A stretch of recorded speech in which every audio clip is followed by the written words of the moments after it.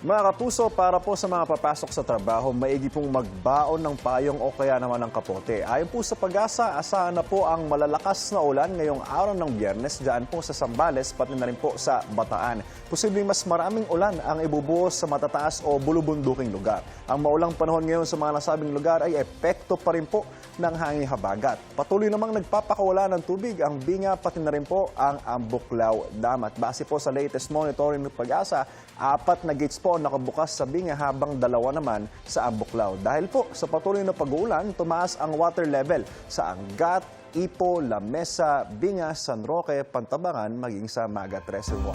Bumaba naman po ang tubig sa Ambuklaw, pati na rin po sa Caliraya. Paalala po mga kapuso, stay safe and stay updated. Ako po si Anjo Pertiera. Know the weather before you go. Para mag-safe lagi, mga kapuso.